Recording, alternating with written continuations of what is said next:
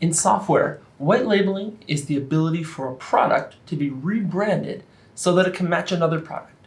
For business intelligence, white labeling is very important because many companies have products that collect and require data analysis and analytics, but may not actually provide those capabilities. If you have a product that handles inventory management, it often makes sense to purchase a business intelligence tool and integrate it with your own tool versus building your own BI functionality. BI isn't your core competency. So why is white labeling important? If you're combining two applications and selling it as a single one to your users, you don't want to have a different experience as people leave your inventory management system and jump over to the reporting part. It should be seamless, and it should look like one application doing what it does. Let's take a look at some white labeling examples in Dundas BI and how you can do it yourself. Oh, and I'm Jeff, and this is Off the Charts with Jeff.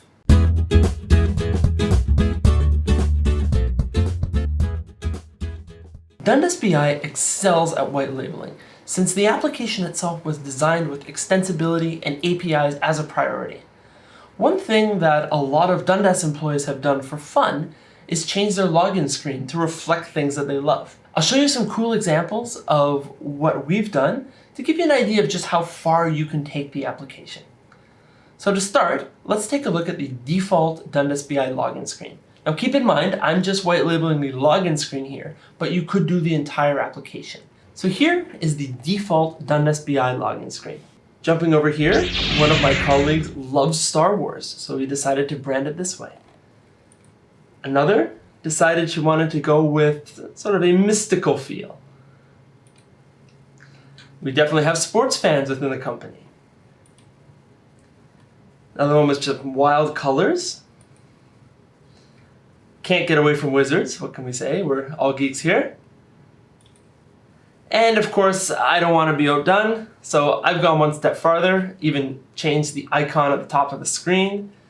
And I've gone one step further and implemented a very crude form of security into my dashboard. So anybody who tries to log in can quickly be told to get off my charts, as they can't hit the login button.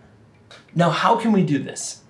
For the most part, it's just a matter of either applying a Css override, something like this, or going in and applying some HTML or JavaScript, depending on what you're trying to do.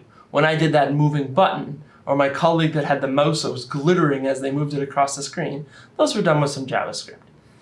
You'll find that we have a great article describing white labeling. It walks you through a full step on how to do it, talks about the different overrides that are available, and even goes through a full example of using that login screen.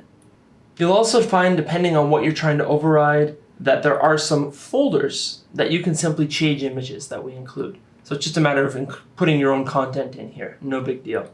And that's it for white labeling. You apply some of these styles that you want, you change whatever you need, and the application is going to seamlessly look the way you want it to. And that's really all it's going to take. Apply some CSS, some JavaScript, some HTML, depending on how far you want to take it, and the application will look exactly the way you want, matching your branding perfectly. Now, if you want to learn a little bit more about embedding in general, we've got a great video entitled Technical Considerations when Choosing an Embedded Analytics Platform. This will walk you through common considerations for embedded software, which may be very useful to you, especially if you're interested in white labeling. That's all for today, and thanks for watching.